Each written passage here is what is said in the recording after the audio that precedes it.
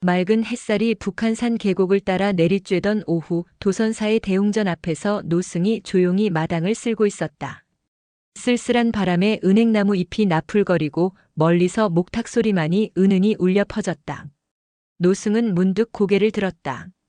겨자색 원피스에 회색 재킷을 입은 중년 여성이 40대 초반 남성의 부축을 받으며 돌계단을 오르고 있었다. 노승의 눈빛이 흔들렸다. 어젯밤 꿈에서 본 그 여인이었다. 어머님 조심하세요. 제가 부축해 드릴게요. 남자의 목소리는 다정했고 여성의 손을 잡는 모습도 자상해 보였다. 하지만 노승은 그 남자에게서 느껴지는 어둠을 무시할 수 없었다. 꿈에서 본 젊은 여인의 경고가 귓가에 울렸다. 우리 엄마를 구해주세요. 그 사람이 엄마마저 해치려 해요. 노승은 망설임 없이 주머니에서 미리 준비해둔 쪽지를 꺼냈다. 대웅전에 도착한 남녀가 불상 앞에서 향을 피우고 절을 올리는 사이 노승은 조용히 여성에게 다가갔다. 신도님 잠시만요. 김수진은 고개를 들어 노승을 바라보았다. 노승은 아무 말 없이 수진의 손을 덥석 잡았다. 수진이 놀라 움찔하는 사이 노승은 그녀의 손바닥에 쪽지를 쥐어주었다. 그리고는 경건한 목소리로 속삭였다. 지금 바로 보지 마시고 혼자 계실 때 읽어보세요. 노승의 눈빛에는 묘한 경고가 담겨 있었다. 수진은 어리둥절한 채로 손에 쥐어진 쪽지를 주머니에 넣었다. 노승은 이미 멀어져 대웅전 뒤편으로 사라졌다. 어머님 누구세요? 옆에서 재원이 물었다. 아, 그냥 복 받으라고 하시네. 수진은 얼버무리며 대답했다. 하지만 호기심을 참을 수 없었다. 재원이 잠시 화장실에 간 사이 수진은 주머니에서 쪽지를 꺼내 펼쳤다. 그 사람을 따라가지 마세요. 당신 딸의 죽음은 사고가 아닙니다. 수진의 손이 떨렸다. 심장이 미친 듯이 뛰기 시작했다. 온몸에 식은땀이 흘렀다. 수진은 주변을 둘러보았다. 노승은 보이지 않았고 재원이 화장실에서 나오는 모습이 보였다. 어머님? 재원의 목소리에 수진은 깜짝 놀라 쪽지를 구겨 주머니에 넣었다. 숨이 가빠졌다. 다리가 떨렸다. 그녀는 본능적으로 이곳을 떠나야 한다고 느꼈다. 어머님 얼굴이 창백하세요. 괜찮으세요? 재원이 다가오자 수진은 뒷걸음질 쳤다. 그의 손길이 닿을까 두려웠다. 수진의 머릿속에는 딸 미영의 얼굴이 스쳐 지나갔다. 갑작스러운 심장마비로 세상을 떠났다는 딸. 그런데 그것이 사고가 아니라면? 나 갑자기 화장실이 급해졌어. 미안. 수진은 말끝을 흐리며 몸을 돌려 달리기 시작했다. 사찰 계단을 내려가는 동안 몇 번이나 넘어질 뻔했지만 멈출 수 없었다. 뒤에서 재원이 부르는 소리가 들렸지만 돌아보지 않았다. 도선사 입구에 도착하자 마침 한 택시가 지나가고 있었다. 아저씨, 택시요. 수진은 미친 듯이 손을 흔들었다. 택시가 멈추자 그녀는 뒷좌석으로 뛰어들었다. 어디로 모실까요? 운전기사가 물었다. 일단 구파발역으로 가주세요. 빨리요. 수진은 숨을 헐떡이며 뒤돌아보았다. 재원이 도선사 입구에서 두리번거리며 그녀를 찾고 있었다. 택시는 속도를 내어 북한산 길을 빠르게 내려갔다. 수진의 손은 여전히 떨리고 있었고 주머니 속 쪽지가 불에 데인 듯 뜨겁게 느껴졌다. 아파트에 도착한 수진은 문을 걸어 잠그고 창문까지 모두 닫았다. 전화기에는 재원의 부재중 전화가 여러 통화 있었다. 수진은 떨리는 손으로 전화를 받았다. 어머님, 갑자기 어디 가신 거예요? 걱정했잖아요. 재원의 목소리는 여전히 따뜻했지만 수진의 귀에는 이제 다르게 들렸다. 미안해, 도연아. 갑자기 어지러워서. 집에 왔어. 제가 지금 가볼까요? 아니, 괜찮아. 그냥 좀 쉬면 나아질 거야. 너무 걱정하지 마. 수진은 서둘러 전화를 끊었다. 거실에 있는 딸의 사진을 바라보았다. 미영이 세상을 떠난 지 3개월. 수진은 지금까지 딸의 죽음을 의심해 본 적이 없었다.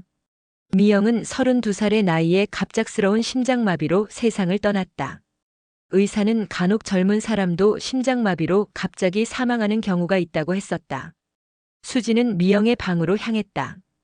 딸이 떠난 후 단 한 번도 손대지 않았던 방이었다. 미영의 물건들은 그대로 있었다. 책상 위에는 변호사로 일하던 때 쓰던 서류들과 다이어리가 놓여 있었다. 그리고 수진의 눈에 남편에게서 받았다는 명함집이 들어왔다. 겉보기에는 평범한 검은색 가죽 명함집이었다. 수진은 명함집을 열어보았다. 안쪽 커버가 약간 불룩한 느낌이 들었다. 자세히 살펴보니 안감이 약간 들떠 있었다. 수진은 조심스럽게 안감을 뜯어보았다. 그 안에 작은 USB가 숨겨져 있었다. 그 순간 수진은 딸이 그녀에게 남긴 마지막 단서를 발견했다는 것을 직감했다. 수진은 급히 컴퓨터로 향했다. USB를 연결하자 여러 폴더가 나타났다. 통화 녹음, 의심 약물, 재원의 과거라는 폴더 이름들이 보였다. 수진은 떨리는 손으로 통화 녹음 폴더를 클릭했다. 여러 오디오 파일들이 있었고 그중 하나를 재생했다. 그 여자는 이제 상관없어. 모든 게 끝났어. 아니, 절대 들키지 않을 거야. 완벽한 계획이었다고. 이번 것도 그렇게만 하면 돼. 재원의 목소리였다. 수진은 몸서리를 쳤다. 다음으로 의심 약물 폴더를 열었다. 미영이 직접 조사한 듯한 약물 목록이 나왔다. 베타 차단제 심박 억제, 과다 복용 시 심정지 가능. 와파린 혈액 응고 방지제, 뇌출혈 위험 있음. 디곡신 심장약, 치사량 매우 적음. 마지막으로 재원의 과거 폴더를 열었다. 거기에는 텍스트 파일 하나가 있었다. 미영이 남긴 메시지였다. 재원의 과거를 조사하다가 끔찍한 진실을 알게 됐다. 그의 주변 사람들이 계속 죽고 있고 그때마다 보험금을 받았다. 가명 계좌들도 발견했다. 이제 재원이 나를 의심하고 있는 것 같다. 어제부터 나를 보는 눈빛이 이상하다. 나도 다음 피해자가 될 수 있다는 생각이 든다. 파일 날짜를 확인해 보니 미영이 죽기 4일 전이었다. 수지는 뒤로 주저앉으며 소리 없이 울기 시작했다. 딸이 마지막 순간까지 얼마나 두려웠을지, 혼자서 진실을 찾으려 애쓰며 얼마나 외로웠을지 생각하니 가슴이 미어졌다. 미영아. 우리 미영아. 수지는 흐느끼던 중에도 또 다른 폴더를 발견했다. 친구 연락처라는 폴더였다. 그 안에는 긴급 상황 시 연락처라는 파일이 있었고 서연이라는 이름과 전화번호가 적혀 있었다. 수지는 서연이 미영의 대학 시절부터 친했던 친구라는 것을 기억해냈다. 수지는 망설임 없이 전화를 걸었다. 통화음이 몇 번 울리고 나서야 받았다. 여보세요? 서연아, 나 미영이 엄마야. 아, 어머니. 안녕하세요. 잘 지내셨어요? 서연의 목소리가 조금 떨렸다. 서연아, 미안하지만 시간 되면 잠깐 만날 수 있을까? 미영이 이야기를 좀 나누고 싶어서. 네, 물론이죠. 언제가 편하세요? 가능하면 오늘. 오늘 저녁에 만날 수 있을까? 네, 제가 퇴근하고 바로 갈게요. 그날 저녁 수지는 집 근처 조용한 카페에서 서연을 만났다. 서연은 여전히 단정한 모습이었지만 얼굴은 많이 야위어 있었다. 미영의 죽음이 그녀에게도 큰 상처였을 것이다. 어머니 잘 지내셨어요? 서연이 조심스럽게 물었다. 그저 그래. 너도 많이 힘들었지? 두 사람은 커피를 받고 잠시 침묵을 지켰다. 수진이 먼저 입을 열었다. 서연아, 혹시 미영이가 죽기 전에 미영이가 뭔가 이상한 얘기 한 적 없니? 서연은 컵을 내려놓으며 주변을 살폈다. 그리고는 목소리를 낮췄다. 사실 있어요. 수진의 심장이 요동쳤다. 미영이가 마지막 몇 달 동안 많이 불안해하고 있었어요. 평소에 그런 애가 아닌데. 죽기 한 달 전쯤에 저를 만나자고 했어요. 카페에서 만났는데 손이 이렇게 떨리고 있더라고요. 서연이 손을 들어 보이며 말했다. 그래서 무슨 일이냐고 물었더니 부들부들 떨면서 이런 말을 했어요. 서연아, 요즘 재원이가 이상해. 내가 그렇게 느끼는 걸까? 아니면 정말 재원이가 변한 걸까? 라고요. 그리고 이런 말도 했어요. 재원이 약물들을 이상하게 다루는 것 같다고. 약국 일이 끝났는데도 늦게까지 뭔가를 하고 있다고. 서연은 가방에서 한 장의 사진을 꺼냈다. 이게 마지막으로 미영이랑 찍은 사진이에요. 그날 미영이가 저한테 부탁했어요. 내게 뭔 일이 있으면 재원부터 의심해달라고요. 수지는 사진 속 미영의 얼굴을 바라보았다. 분명 웃고 있었지만 눈가에는 불안한 기색이 역력했다. 서연아, 그럼 미영이가 정말로.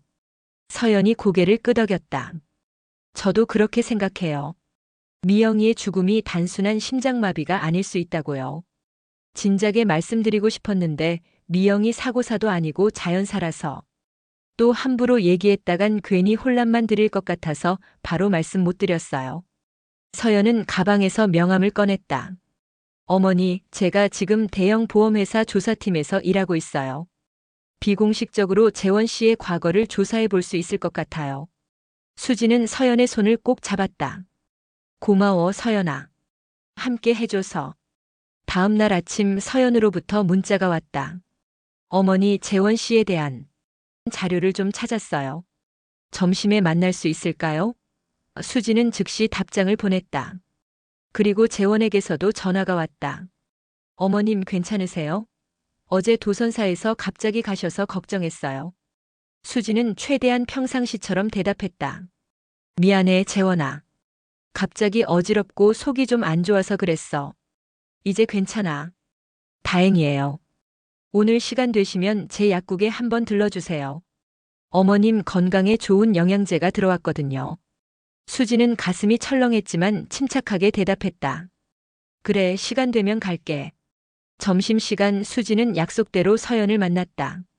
서연은 회사 로고가 있는 서류 봉투를 건네주었다. 어머니, 제가 회사 시스템으로 조사한 자료들이에요. 물론 비공식적으로요. 수지는 봉투를 열어 내용물을 살펴보기 시작했다. 첫 페이지부터 숨이 막혔다. 첫 번째 피해자예요. 박지현 씨, 재원 씨의 대학 시절 연인이었어요. 신문 스크랩에는 20대 여대생 욕실에서 미끄러져 사망이라는 제목이 있었다. 그리고 작은 글씨로 사고사로 결론이라고 적혀 있었다. 당시 경찰 조사에서는 단순 사고로 처리됐어요. 하지만 여기 보세요. 서연이 다른 서류를 펼쳤다. 보험금 수령 내역이었다. 박지현 씨가 사망한 후 1억 원의 보험금이 이영호 명의로 지급됐어요. 사망 보험금의 수령자가 재원 씨였던 거죠. 수지는 손이 떨렸다. 그리고 이게 더 중요한데요. 서연이 다른 서류들을 꺼냈다. 재원 씨는 대학 시절 이영호라는 이름을 사용했어요. 학적부를 보면 나와 있죠. 그런데 졸업 후 곧바로 이름을 개명했어요. 수지는 놀라지 않을 수 없었다. 어젯밤 딸 미영의 USB에서 본 내용과 정확히 일치했기 때문이다. 네, 그리고 고향인 서울을 떠나 인천에서 약국을 개업했어요. 모든 과거를 지우려 한 것 같아요. 서연은 계속해서 서류들을 펼쳤다. 미영이 재원의 주변인들이 죽었고 그때마다 보험금을 탔다는 내용과 일치했다. 김소의 계단에서 추락사 보험금 1억 5천만 원 수령 한인형 가스 누출로 인한 질식사 보험금 2억 원 수령 최민정 교통사고 보험금 3억 원 수령. 그의 주변 사람들이 계속 죽어갔어요. 그리고 그때마다 보험금이 지급됐다는 거지. 서연이 마지막 서류를 꺼내며 조심스럽게 물었다. 어머니, 혹시 어머님 명의로도 보험이 가입돼 있나요? 순간 수진의 머리가 하얘졌다. 재원이 몇 달 전에 말한 기억이 떠올랐다. 어머님 건강을 위해 보험을 갱신해 드렸어요. 나이 들수록 건강이 더 중요하니까요. 당시에는 사위의 배려라고만 생각했던 그 말이 이제는 완전히 다르게 들렸다. 이모님이 다음 타겟 같아요. 서연의 말에 수지는 두 주먹을 불끈 쥐었다. 이제 모든 것이 분명해졌다. 재원은 체계적으로 계획을 세워 사람들을 죽이고 보험금을 타왔던 것이다. 그리고 이제는 자신의 차례라는 것을. 수진과 서연은 함께 계획을 세웠다. 재원의 범행을 증명하기 위해서는 확실한 증거가 필요했다. 다음 날 둘은 재원의 약국으로 향했다. 서연은 보건소 관계자로 위장하고 수지는 평소처럼 행동하기로 했다. 약국에 도착하자 재원이 반갑게 맞이했다. 어머님 오셨어요? 보건소분도 오셨네요. 서연은 위조한 신분증과 공문서를 보여주며 불시 점검을 위해 왔다고 말했다. 서연은 약국 내부를 둘러보며 약품들을 검사하기 시작했고 특히 심장 관련 약물들을 유심히 살폈다. 그 사이 재원은 수진에게 불면증에 좋다며 약을 건넸다. 수진은 약을 받아 가방에 넣었다. 나중에 이 약의 성분을 분석하기 위해서였다. 약국에서 나온 후 서연은 즉시 약을 분석하게 했다. 결과는 충격적이었다. 수면 유도제랑 진정제 성분이 다량 검출됐어요. 장기간 복용하면 판단력 흐려지고 혼수 증상까지도 올 수 있어요. 명백히 위험한 약이에요. 이제 재원을 함정에 빠뜨릴 차례였다. 수지는 재원에게 전화를 걸었다. 재원아, 나야. 요즘 건강이 안 좋아서 병원도 갔다 왔는데 검사 수치가 다 좋지 않다고 하더라. 보험을 새로 갱신하려고 하는데 좀 도와줄 수 있겠니? 재원은 즉시 긍정적인 반응을 보였다. 그리고 며칠 후 더 충격적인 제안을 했다. 어머님, 제가 미영이 물건을 정리하다가 아직 전달 못 드린 게 있는 걸 발견했어요. 북한산 근처에 펜션이 있는데 거기 같이 가서 보실래요? 서연은 이 모든 대화를 녹음하고 있었고 경찰에게도 상황을 알렸다. 함정은 완벽하게 준비되었다. 그러나 계획에 변화가 생겼다. 약속한 날 재원은 갑자기 펜션이 아닌 자신의 집으로 초대했다. 경찰과 서연은 급히 계획을 수정해야 했다. 어머니, 위험할 수 있어요. 우리 계획을 바꿔야 해요. 수지는 손을 꼭 쥐었다. 괜찮아. 이대로 가보자. 경찰이 재원의 집 주변에 대기하고 있을 거야. 재원의 아파트는 강남의 고급 주상복합에 위치해 있었다. 현관 비밀번호를 누르고 들어서자 넓은 거실이 나타났다. 모든 것이 깔끔하게 정돈되어 있었다. 어서 오세요, 어머님. 이쪽으로 앉으세요. 재원이 소파를 가리켰다. 그리고 주방으로 향했다. 차 한 잔 드릴게요. 수지는 주변을 살폈다. 거실 한쪽 벽에는 액자들이 가지런히 걸려 있었다. 미영과 재원의 결혼 사진, 여행 사진들. 그리고 맨 끝에 낯선 여자와 찍은 사진 몇 장이 있었다. 수지는 서연이 보여준 자료에서 본 얼굴들이라는 것을 알아챘다. 박지현, 김소희, 최민정. 재원의 이전 피해자들이었다. 이 사진들은 제 대학 동창들이에요. 재원이 차를 들고 돌아왔다. 그의 눈빛이 달라졌다. 더 이상 친절한 사위의 모습이 아니었다. 어머님, 안 그래도 제가 할 말이 있었어요. 수지는 심장이 빨리 뛰는 것을 느꼈다. 그러나 침착함을 유지했다. 무슨 얘기니, 재원아? 미영이에 대해서요. 재원은 천천히 서랍에서 무언가를 꺼냈다. 약병이었다. 이게 무슨... 어머님도 이제 아시겠죠? 제가 왜 이렇게 했는지. 수지는 가방 속 녹음기를 확인했다. 빨간 불빛이 깜빡이고 있었다. 모든 대화가 녹음되고 있었다. 미영이를 내가 정말로 죽인 거니? 재원의 얼굴에 미소가 번졌다.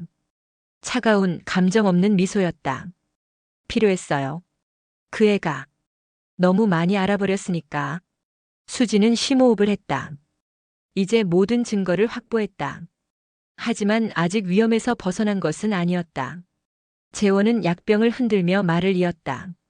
사실 어머님께도 이 약을 드리려고 했어요. 미영이와 똑같은 방법으로. 하지만 더 좋은 생각이 났죠. 무슨 생각? 사고사. 북한산에서의 등산 중 실족사라던가. 보험금도 더 많이 나오고 수사도 덜 받고. 수지는 가방 속에서 녹음기를 꺼내 테이블 위에 올려놓았다. 빨간 불빛이 깜빡이고 있었다. 끝났어, 재원아. 내가 한 모든 일이 이 안에 다 들어있어. 재원의 얼굴이 순간 굳었다. 그의 눈에 격렬한 분노가 번쩍였다. 어머님, 이게 무슨 짓이에요? 그가 녹음기를 향해 손을 뻗었을 때 수지는 재빨리 녹음기를 집어 뒤로 물러섰다. 더 이상 달아날 수 없어. 경찰이 이미 이 건물을 감시하고 있어. 내가 한 모든 말이 증거가 될 거야. 재원은 갑자기 웃기 시작했다. 광기 어린 웃음소리가 아파트 안에 울려 퍼졌다. 증거라고요? 누가 믿겠어요? 저는 약사고 사회적으로 존경받는 사람이에요. 그리고 어머님은 딸을 잃고 정신적 충격을 받은 노인일 뿐이죠. 그의 말에 수지는 차분히 대답했다. 내가 생각하는 것보다 증거는 훨씬 많아. 미영이가 남긴 USB, 내 과거의 피해자들에 대한 기록, 그리고 내게 준 약의 성분 분석 결과까지. 모든 것이 다 있어.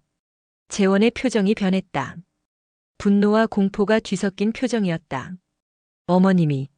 어떻게? 그 순간 문 밖에서 소리가 들렸다. 경찰이다. 문을 열어라. 재원은 순간 당황했지만 곧 침착함을 되찾았다. 그는 주방으로 달려가 칼을 집어들었다. 어디 한번 해보자고요, 어머님. 내 인생을 이렇게 망치게 놔둘 순 없어요. 수지는 문 쪽으로 달려갔지만 재원이 먼저 가로막았다. 그의 손에는 날카로운 주방용 칼이 들려 있었다. 이제 와서 모든 걸 포기할 순 없어요. 내가 얼마나 계획하고 준비했는데. 바로 그때 베란다 쪽 창문이 요란한 소리와 함께 깨졌다. 경찰 특공대가 로프를 타고 내려오고 있었다. 동시에 현관문도 부서지며 경찰들이 들이닥쳤다. 손들어.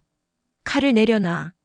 재원은 잠시 망설이다가 표정을 일그러뜨리며 칼을 내려놓았다. 경찰들이 그에게 달려들어 수갑을 채웠다. 이재원 살인 및 보험 사기 혐의로 체포합니다. 당신에게는 묵비권이 있으며. 서연이 수진에게 달려와 안아주었다. 어머니 괜찮으세요? 다치신 데는 없으세요? 수진은 안도의 한숨을 쉬었다. 괜찮아, 서연아. 이제 정말 끝났구나. 재판은 3개월 동안 진행되었다. 수진은 증인석에 올라 딸이 남긴 증거와 자신이 경험한 모든 일을 증언했다. 서연이 수집한 보험 기록과 약물 분석 결과, 그리고 녹음된 자백까지 모든 증거는 재원의 유죄를 가리켰다. 결국 그는 살인죄와 보험 사기로 종신형을 선고받았다.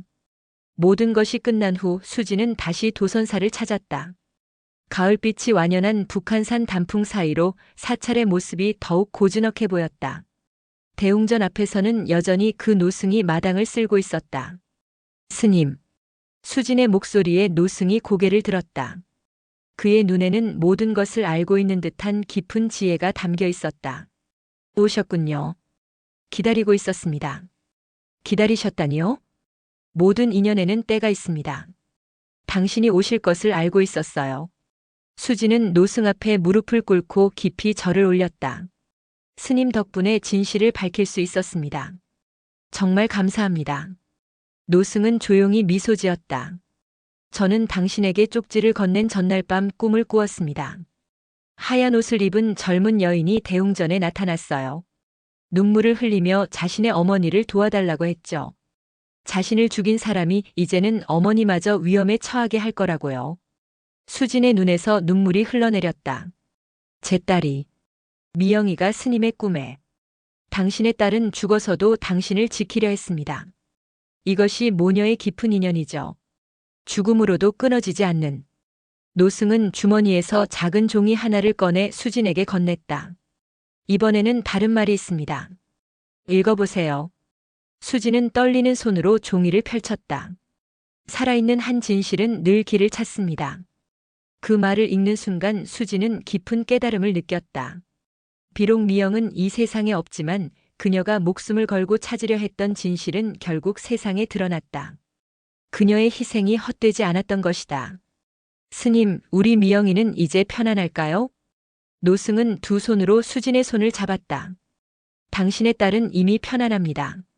진실이 밝혀졌으니까요. 이제는 당신도 편안해져야 합니다.